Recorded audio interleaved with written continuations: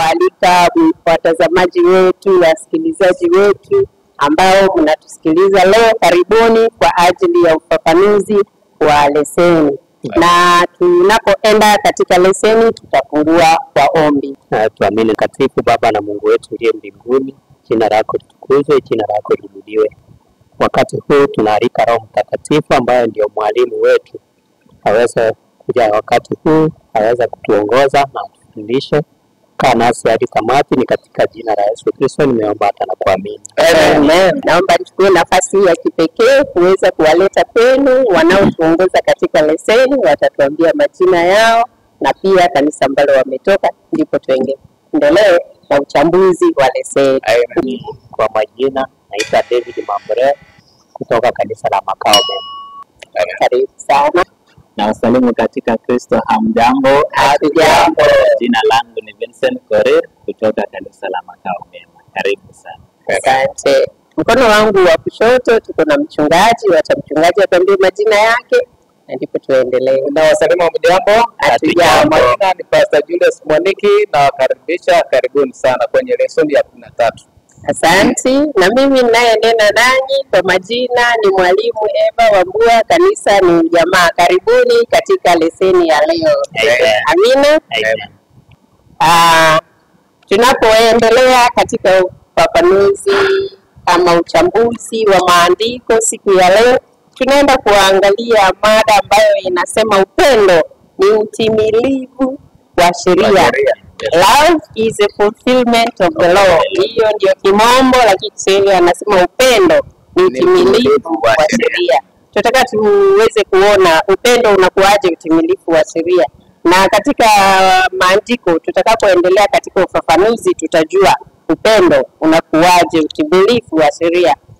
Katika fungu letu la kukariri ambalo tunalipata pale ni Warumi 13 fungu ile la 8 linasema usiwie mtu chochote ila upendo. Usidaiwe na mtu chochote, usidaiwe fedha. Hela hicho tu ndicho ambacho tunahitajika tukaweze kuwiwa na mtu awaye yote.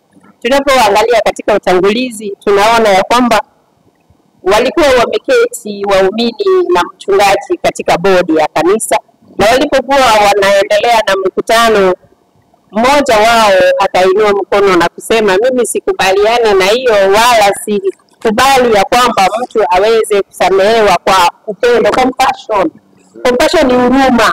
Haiwezekani ya kuwa mwenye amekosea akaribiwe kwa huruma.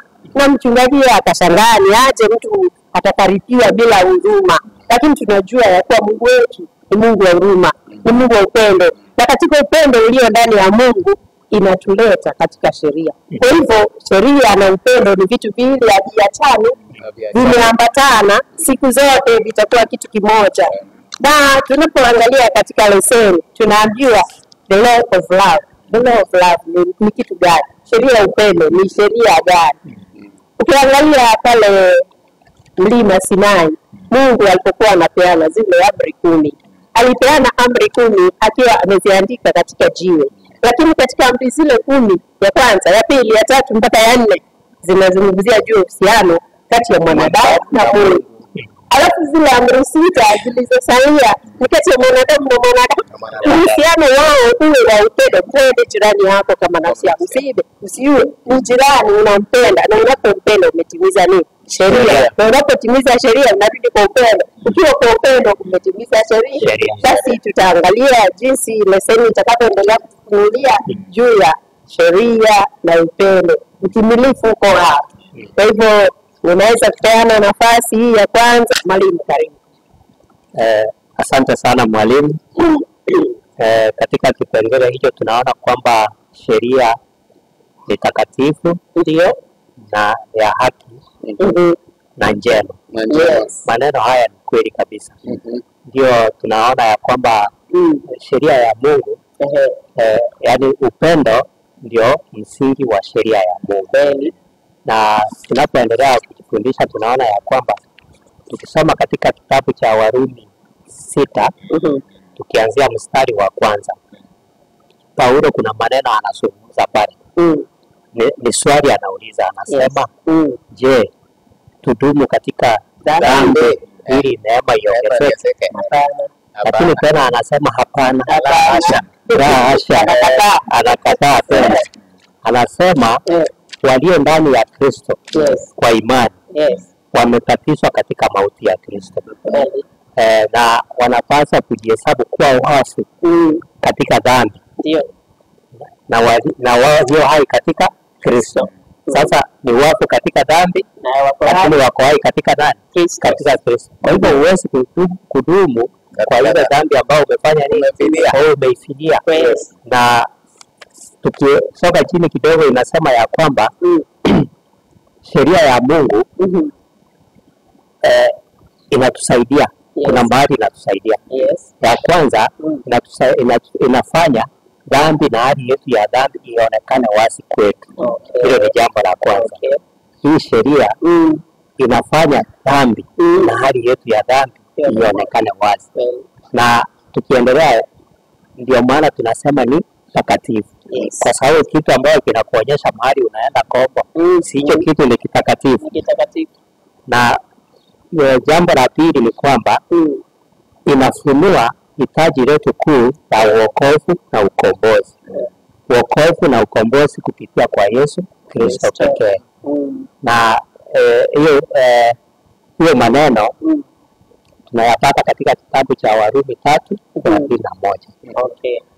Na tukiendelea, Yesu mwenyewe alizungumza katika kitabu cha Mathayo 5:18. Yesu mwenyewe anasema yeye hakuja kutangua torati, lakini yeye amekuja kufanya nini? Kuitimiza. Kwa hivyo sheria hatuwezi kusema iliondoka ama Yesu alikuja kuibadilisha, lakini Yesu mwenyewe anasema yeye amekuja kuitimiza. Pointi ya 4 na ya mwisho ambayo tungeenda kusema kwamba sheria ya Mungu yenyewe inawakilisha utakatifu wa Mungu, yaani ni tabia yake kamilifu ya upendo na haki.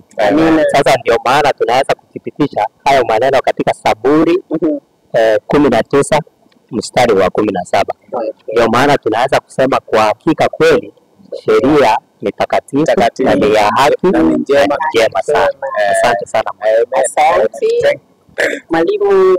Karibu tupeleke katika sehemu ambayo inafuata sheria na neema. Law and grace.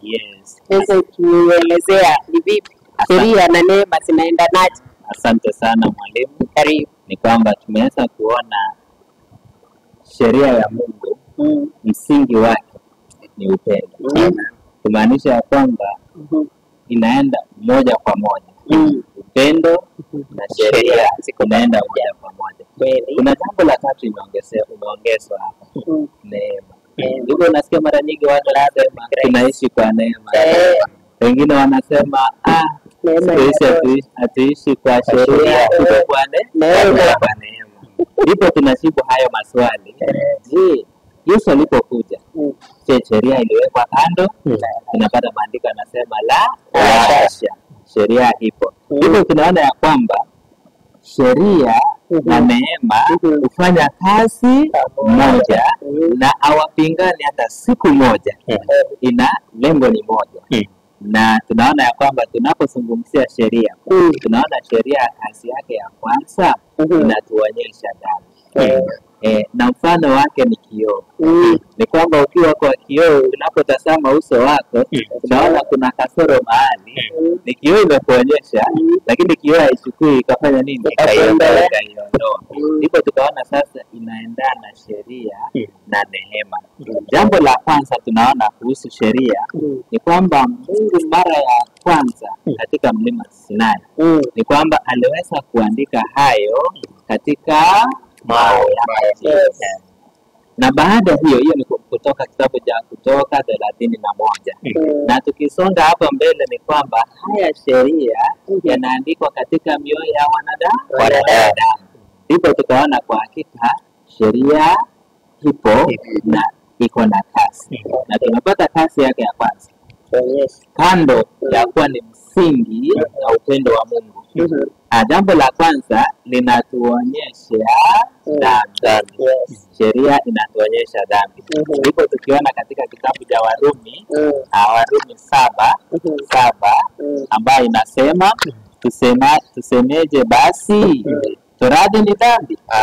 Ikasema hasha, lakini singalitambua dhambi ila kwa sheria.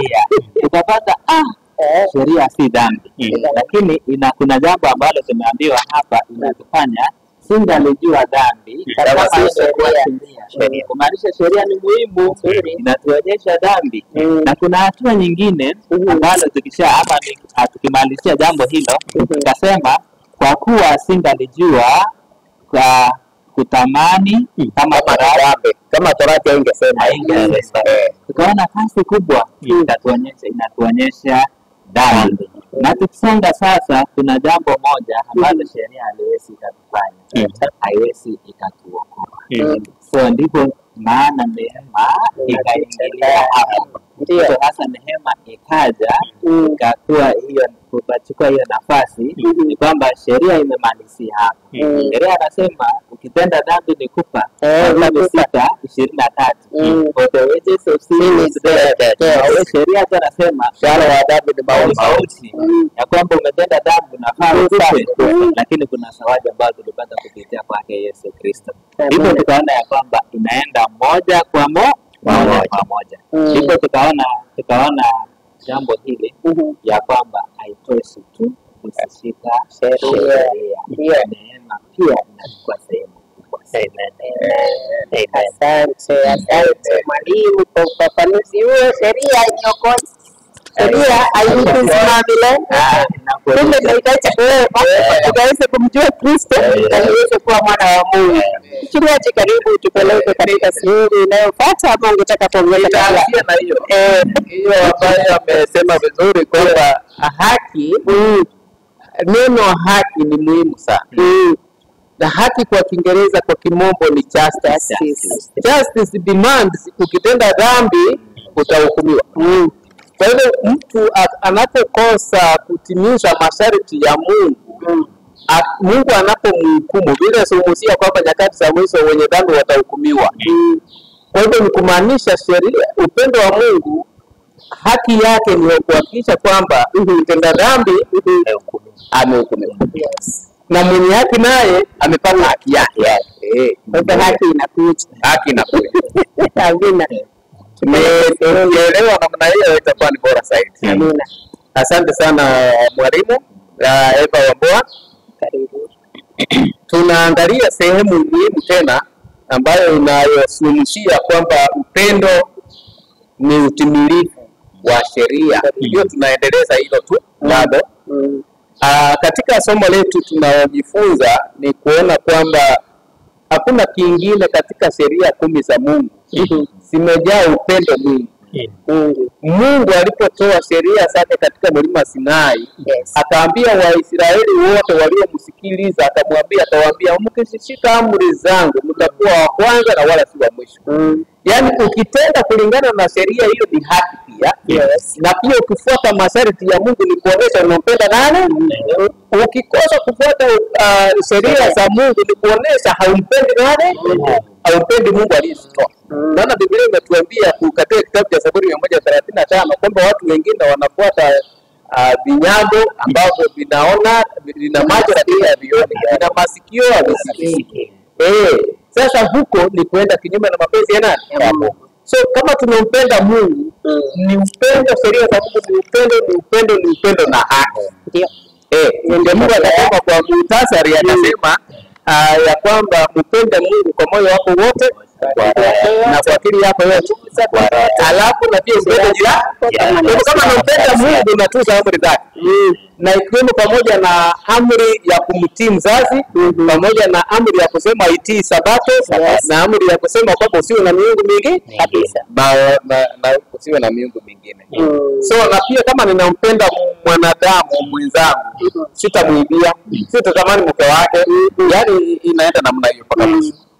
Sasa unaposoma kitabu cha Warumi 13 haya yake ya 8, Biblia tena inasisitiza jambo hili kwamba yeye ambaye anayempenda jirani yake ametimiza sheria.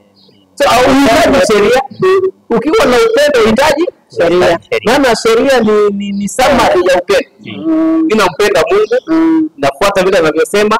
Akiniambia siku ya Sabato niende kanisani, naenda kanisa. Akiniambia watii wazazi, ninawatii wazazi. Amen. Unaona namna hiyo? Yes. So upendo ndio jambo muhimu sana ambalo kutimiliza sheria ya Mungu ni kuwa na upendo. Amen. Unaposoma kitabu cha Warumi 13 na fungu lake la 10. Inasema maneno yale tu kwamba upendo ni utimilifu wa nini? Wa sheria. Sasa tutarudi katika kitabu cha Mathayo ili kutimiliza unabii, utimiza sheria. Upendo unatimiliza sheria. Katika upendo unatimiza utimilifu wa sheria. Mathayo 23 fungu lake la 23 na 24 ni mambo ambayo tumeyazungumzia, lakini katika lesson iliyopita, lesson ya 12 ambayo tuliweza kuona kwamba Mafarisayo, Masadukayo na waandishi ambao siku zote walikuwa wanaangalia Yesu na kutafuta makosa kwa nani? Kwa Yesu. Hawakuwa na upendo. Kile wanachokuwa walikuwa wanahitaji ni kuona makosa kwa Yesu ili wakaweze kumwekea kustaki naye. Hawakumtambua Yesu ni mwana wa nani? Kumuonesha hawakuwa na nini? Yesu alimpenda, hawakumpenda. Yesu akawaambia kwamba ninyi Mafarisayo mmeacha maneno ya sheria, mnafuatilia vitu vidogo ambavyo hata havitawasaidia.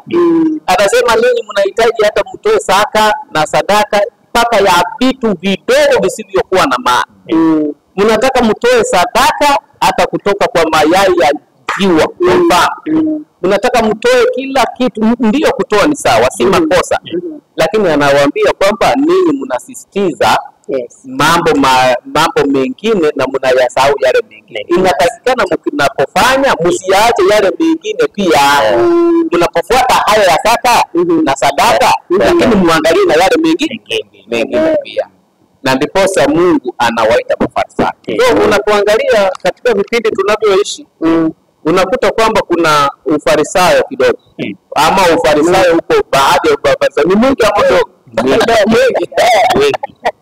Ambao watu wengine wanasisitiza mambo fulani, wanasahau mambo mengine ambayo tuliweza kuona hiyo. Jambo lingine ambalo naliona tena la muhimu katika utimilifu wa sheria, inaona kwamba katika kitabu cha Kumbukumbu ya Taurati sura ya 5 fungu la 12 mpaka fungu la 15, ambalo Mungu anataka kuwasisitizia kwamba wana wa Israeli walikuwa kwenye utumwa. Walipokuwa kwenye utumwa Misri, hawakuwa na nafasi ya kumwabudu Mungu. So Mungu alipowatoa Misri akawakumbusha kwamba ni lazima wafuate sheria. Na wanapofanya sheria hizo akawaambia, lakini inapofika siku ya 7 ambayo ni siku ya Sabato, akawaambia hata mfanyikazi wako nyumbani asifanye kazi, apumzike. Kama ni mwajiri wako anayefanya siku ya Sabato kazi, inatakikana kwamba ikifika siku ya Sabato usimupe kazi, siku hiyo mwache afurahie. Mwache hata kila siku afikirie ingekuwa vizuri iwe kila siku iwe Sabato. Hata kama ni kukula, ninaona kama Sabato ingekuwa ni chakula kizuri. Tuachane na mambo ya mchele na marawe, niweke chakula kizuri kabisa. Itakuwa ni bora zaidi.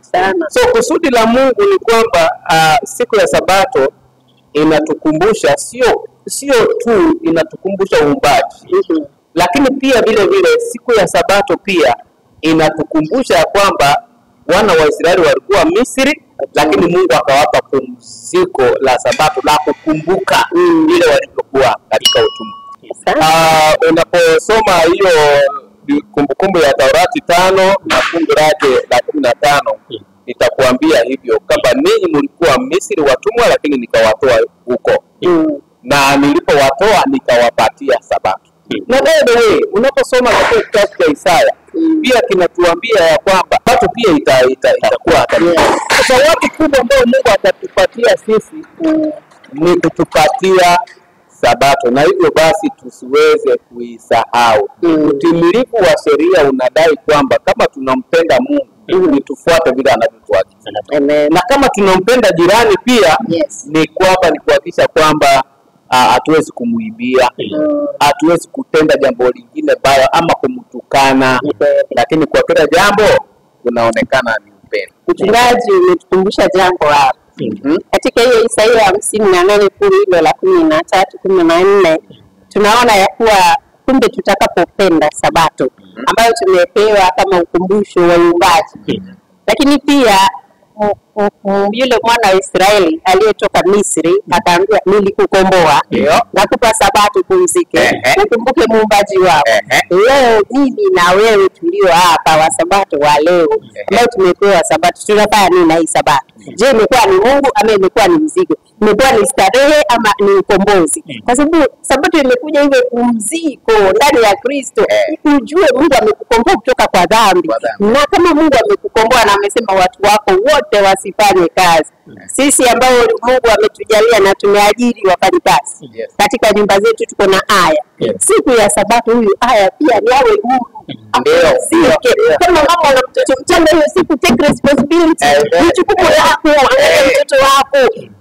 Huyu mrembo ambaye anakuangalia wiki nzima apumzike Sabato. Hakika anapofikiria Sabato itafuta lini, mama nipumzike.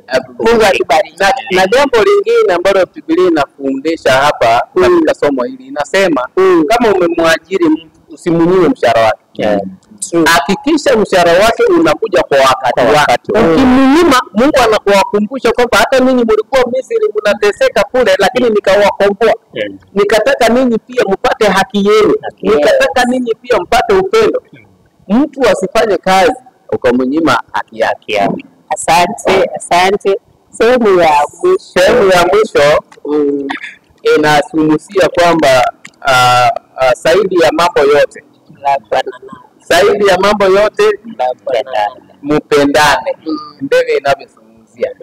Neno ambalo litatusaidia kutupatia summary ya hayo maneno ni kitabu cha Yakobo 2 na kuanzia haya yake ya kwanza. Ninaomba kuisoma. Inasema, ndugu zangu, imani ya Bwana wetu Yesu Kristo, Bwana wa utukufu, msiwe nayo kwa kupendelea watu.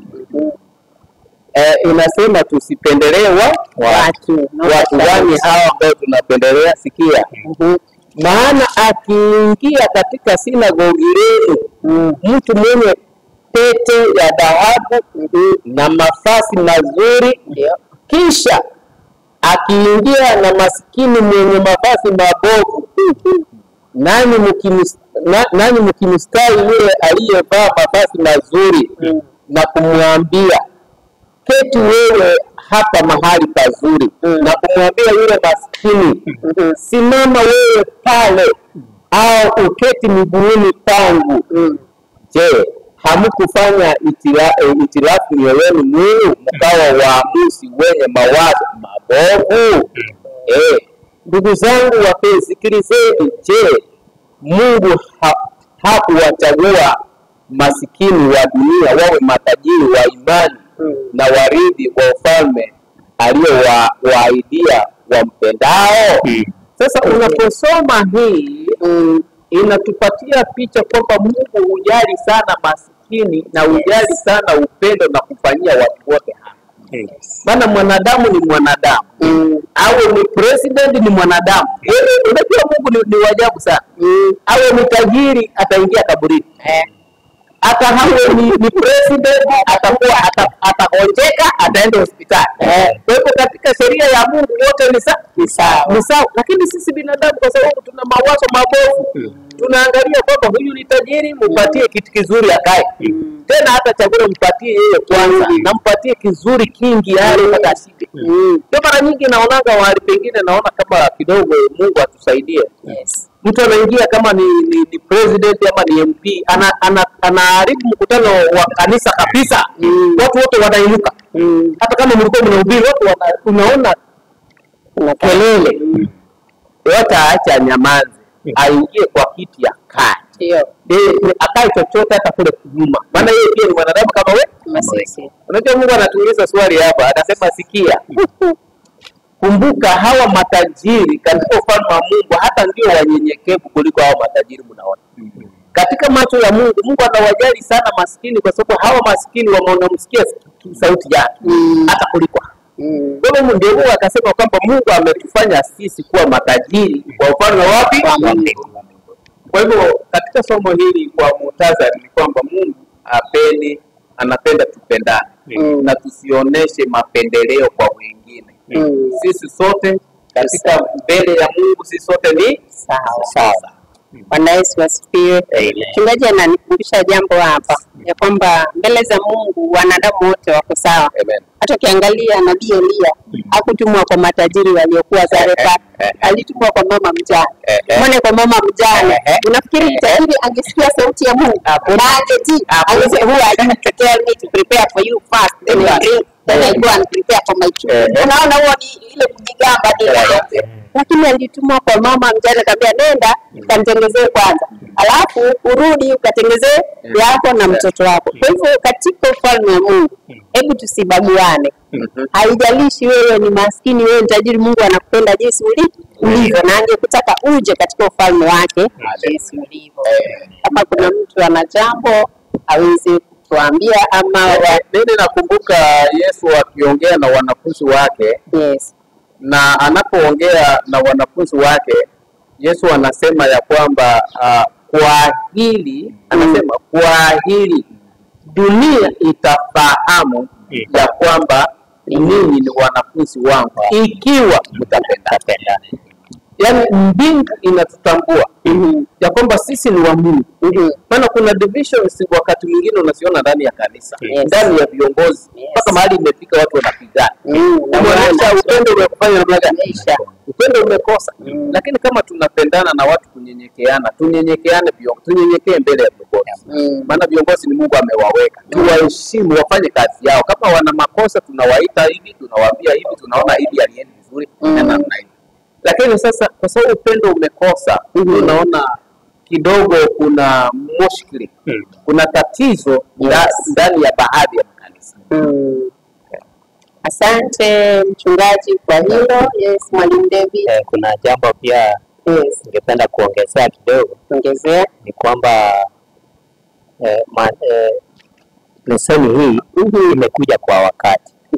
Kwa sababu tukiangalia hata katika makanisa tunaona upendo kweli umepoa.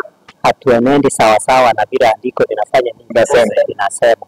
Kwa hivyo hii ni kama weka sisi ili tuweze kupendana. Na bila kupendana hatuwezi kushirikiana katika kazi ya kufanya kazi ya Mungu. Lakini tukipendana sisi kwa sisi ni rahisi sana kupeleka Injili. Asante. Mwalimu Koriri, pengine una jambo ama watazamaji pengine mna maswali ama kuchangia tuweze kusikia kwa sababu muda si wetu. Nikiongezea jambo moja kwa nusu dakika ni kwamba katika waraka wa Petro wa kwanza 4:8 ina summarize kwa upendo huu, na anasema mtakapokuwa mnapendana nyinyi kwa nyinyi hata inafunika dhambi. Kwa upendo utamkosea Mungu na kutokosea mwenzako hiyo kutatenda dhambi. Pia tunawakumbusha kwamba unaweza kusubscribe ili tunapotoa somo hili kwa kila wiki na wewe unaweza kupata mara moja. Karibu sana. Salimia mjambo. Nashukuru sana kwa lesoni hii. Ni lesoni inayozidi kututia moyo na kutuonyesha upendo wa Kristo ambao Kristo pia anataka tudhihirishe kwa ulimwengu. Kwa sababu tukiwa na upendo huu basi itakuwa tumetimiza sheria. Na niko na maswali matatu, nitaenda kwa haraka katika maswali haya yangu. Na swali la kwanza ni jinsi gani Sabato imeunganishwa na wokovu na haki. Na swali la pili ambalo ni katika kitabu cha Waefeso 2:8 hadi haya 10 ambayo tumeokolewa kwa neema. Na swali langu katika fungu hili la Waefeso 2:8 hadi 10. Je, neema hii inazidi kutukomboa ama inazidi kutuokoa japokuwa bado hatutii sheria? Na swali la mwisho ni jinsi gani ama je, naweza timiza sheria bila upendo? Hayo ndio maswali ambayo yamekuwa yakisumbua moyoni mwangu. Kwa majina naitwa Rudia Usoro, niko nachangia kidogo kuhusu sheria ni takatifu na hizi sheria ni njema. Na tunapoangalia hizi sheria zimeletwa kwetu ili ziweze kutuguide, situpe mwelekeo jinsi tunavyoishi katika maisha ya upendo na ukweli na haki katika maisha ya Ukristo. Lakini hizi sheria zimeonekana sasa ni ngumu, zimekuwa kikwazo kwetu. Hatutendi vile inatakikana tuweze kutenda. Imekuwa ni mzigo. Tumeambiwa tuweze kutii tutunze Sabato. Imekuwa ni mzigo kwetu. Unaposoma katika kitabu cha Yohana inasema Yohana 14:15 inasema kuwa mkinipenda mtazishika amri zangu. Sasa inaonyesha hatujampenda huyu Kristo, ndiposa hatutashika, maana imekuwa ni vigumu, tunalazimisha vitu. Tunapojaribu kutenda hivi tunatenda vile. Kwa hivyo tukimpenda tu inakuwa ndani ya damu, ina flow katika damu. Tukimpenda tutashika amri zake, na hizi amri zinakuwa ni kioo, ambapo hizi sheria zinakuwa ni kioo. Unapoweka kioo, unapojiangalia, hii sheria ni kama kioo, inakuonyesha hapo umetenda hivi, pale ni hivi, tuweze kurekebisha. Na Mungu Yesu aweze kutubariki. Swali ambalo la kwanza ambalo limeulizwa na Dennis ni kwamba ambalo nalichukulia kuwa la muhimu zaidi ni kwamba mtu tunaweza kuwa na tunaweza kumtumikia Mungu pasipokuwa na sheria. Hilo ndio swali nimesikia. Tunaweza kumtumikia Mungu tupate wokovu ama neema bila sheria, tuitoe sheria hii. Tunaweza kujibu namna gani? Bila sheria. Nasema hivi, tunaona ya kwamba msingi wa sheria ni upendo. Yes. Na Upendo na haki. Upendo na haki. Yes. Na ndipo swali liko ambalo ameuliza, je, inawezekana tumtumikie Mungu kando na sheria? La hasha. Maana sheria imetoka kwa Mungu na ni upendo, na Mungu ni upendo. So ni ngumu kusema namtumikia Mungu bila nini? Bila sheria. Maana hii sheria bila mwelekeo. Maana sheria ni mwelekeo. Naam. Soma katika kitabu cha Yohana 14:15. Yesu anasema kwamba ukinipenda utazishika sheria zangu. Sasa kwa hivyo upendo, ile kushika sheria ndio itadhihirisha kwamba unampenda nani. Sasa ukiweka sheria kando, hivyo bisa hakuna upendo. Na huwezi kumtumikia Mungu bila upendo. Justice ina demand ama haki inahitaji ya kwamba ni kwamba hata yule ambaye amekosea anastahili akaweze apate haki. Haki yake ni kwamba ni basi atapata discipline. Hiyo ndio unapotaja love and justice, hicho ndicho kigezo. Sasa tukisema kwamba wewe unamtumikia Mungu pasipokuwa na sheria, ni kama meli isiyokuwa na rubani. Hapa meli isiyokuwa na ile compass ya naoga ana ile compass ya kuonyesha direction. Sasa kama una direction sio ni kwa kabisa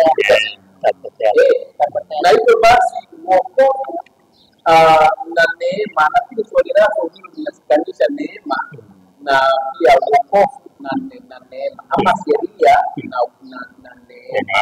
Na katika kitabu cha Waefeso 2:8. Sasa unapoangalia pale unaona kwamba neema, wokovu hauwezi kuja pasipokuwa na neema. Neema ni Yesu. Yesu amefanya vitu kuwa rahisi, ya kwamba hata mwenye dhambi ambaye ameua watu wengi, pia na yeye pia ana sehemu. Akimulilia Mungu na kuomba msamaha, neema inamfikia. Lakini hiyo neema kwa kumulilia Mungu. Ndiposa unaona watu wengine anasema na neema iko, kwa hiyo mimi naweza kuja sheria kwa sababu neema iko. Hiyo ni makosa.